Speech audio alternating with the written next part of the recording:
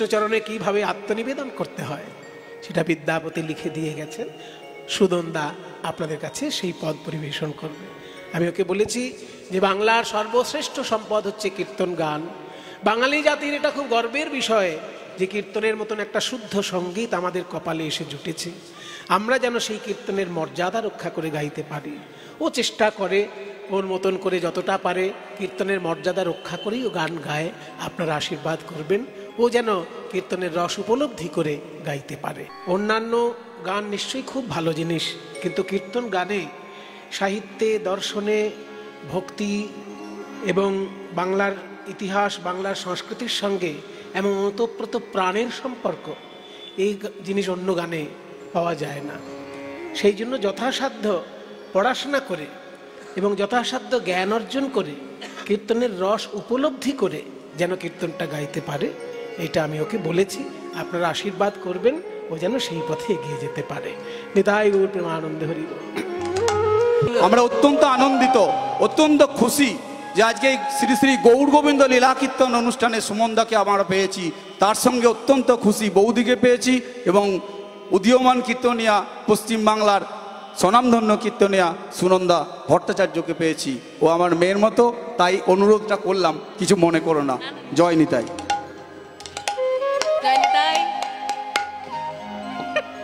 হঠাৎ করে সম্প্রদায়ের মধ্যে থেকে গান গাইতে বললে তো একটু চিন্তায় পড়ে যাওয়া হয়, কিন্তু আপনারা সবাই নিজ কন্যা সম ভেবে আমাকে আশীর্বাদ করবেন।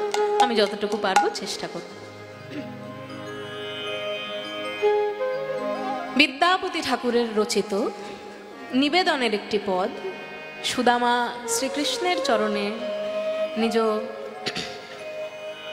সখ্য ভাব কেমনভাবে প্রকাশ করছেন, আমরা সেই নিয়ে পদটি শুনব।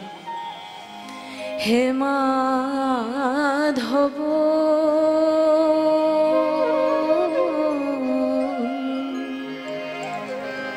বহুত মিনতি করুত,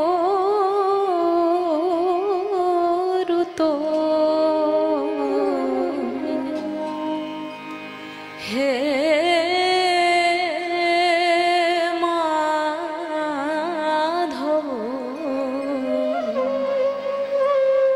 দে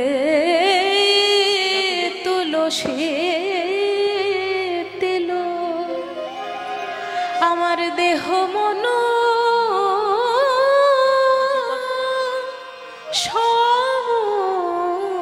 সমর্পণু দয়া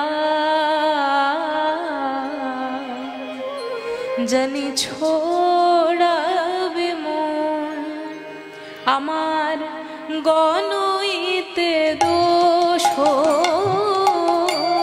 গুণলেশ না পাওবে, গণইতে দোষ গুণলেশ না পাওবে, গো জব তুহু করবে বিচার, জব তুহু করবে বিচার। বলা হচ্ছে, হে মাধব তোমার চরণে আমি মিনতি জানাই। কিসের মিনতি? গণইতে দোষ গুণলেশ না পাওবে। মৃত্যুর পরে আমার যখন দোষ গুণের বিচার হবে তখন আমার দোষই শুধু পাবে।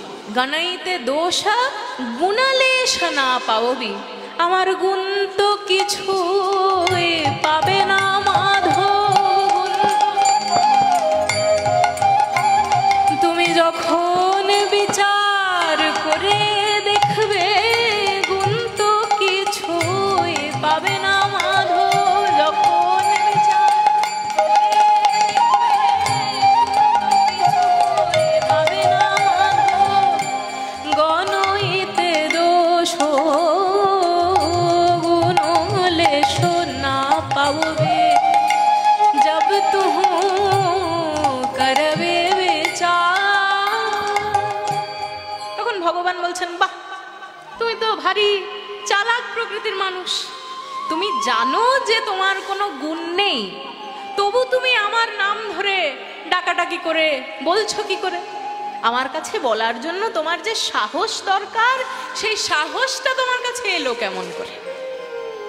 তখন বিদ্যাপতি প্রভু বলছেন, হে প্রভু, তোমার লক্ষ লক্ষ নাম রয়েছে এই পৃথিবীতে, কিন্তু সেই লক্ষ লক্ষ নামের মধ্যে একটি নাম শুনে আমার মনে হলো এনাকে মনে হয় সব বলা যেতে পারে।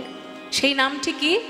তু জগন্নাথ জগতে কহায়ুষ হে মাধব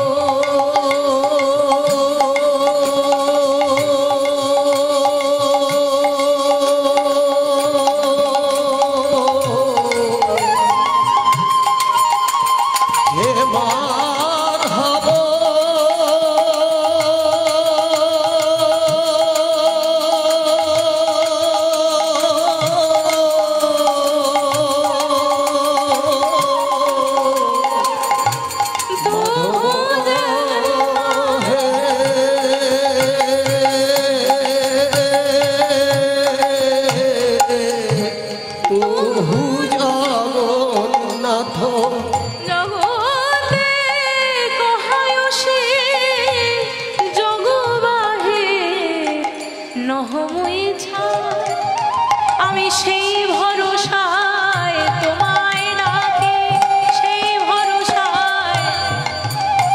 ওগো তুমি হলে এই জগতের নাথ, সেই ভরসায় তোমায় ডাকি। মাধব তুমি হলে জগতের নাথ, সেই ভরসায় তোমায় ডাকি। মাধব তুমি হলে জগতের নাথ, আর আমি তো জগৎ ছাড়া নই হে নাথ। জগতের নাথ, আমি তো জগৎ ছাড়া নই। তুমি হলে জগতের নাথ, আমি তো জগৎ ছাড়া নই। আমি সেই ভরসায় তোমায় ডাকি, জগবাহের নহমই ছাড়। এবার বলছেন যে তুমি মনুষ্যরূপে জন্মগ্রহণ করেছো, তাই তুমি এতগুলো কথা বলতে পারলে। এবার তুমি যদি মানুষ রূপে জন্মগ্রহণ নাই করতে, যদি তুমি কীট পতঙ্গ গরু ছাগল এই রকম কোনো জন্মে জন্মগ্রহণ করতে, তাহলে কি তুমি এতগুলো কথা বলতে পারতে? Man is a rational animal, rational animal, বুদ্ধিমান মানুষ, তাই তুমি এতগুলো কথা বলতে পারলে। যদি মানুষ না হতে তাহলে তো এতগুলো কথা বলতে পারতে না। তখন বিদ্যাপতি ঠাকুর বলছেন, হে প্রভু, পরজন্মে আমি কেমন রূপে পৃথিবীতে আসবো তা জানি না, তাই এই জন্মে যখন মানুষ রূপে জন্মগ্রহণ করতে পেরেছি, পরের প্রত্যেকটি জন্মের জন্য আমি একটি প্রার্থনা করে গেলাম। সেই প্রার্থনা কি? কি মানুষ পশু পাখি কে জন্মে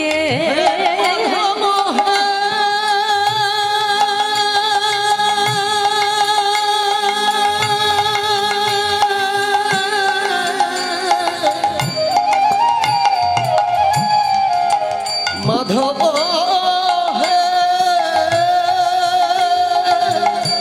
কি মানুষ পশু পাখি কি জন্মিয়ে, অথবা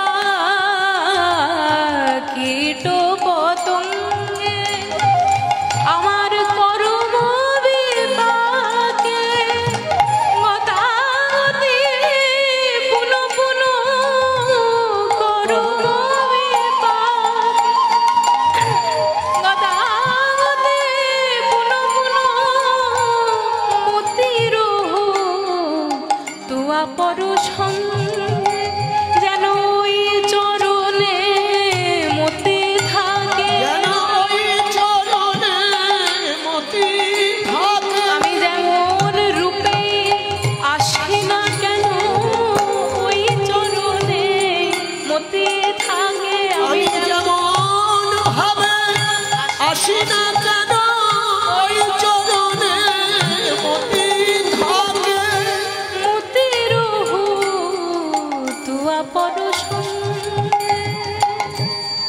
এবার এমন সুন্দর পদটি যিনি লিখেছেন তাকে প্রণাম জানিয়ে আমি আমার অংশটি শেষ করব। ভনয়ে বিদ্যাপতি অতিশয় কাতর, ভনয়ে বিদ্যাপতি অতিশয় কাতর, তরইতে ইহ ভব সিন্ধু, তরইতে ইহ ভব সিন্ধু, আপদ পল্লব করুয় অবলম্বন, আপদ লব করুয় অবলম্বন, আপদ পল্লব করুয় অবলম্বন, আপদ পল্লব করুয় অবলম্বন, তিলয় আধ দেহ দিন বন্ধু, তিলয় আধ দেহ দিন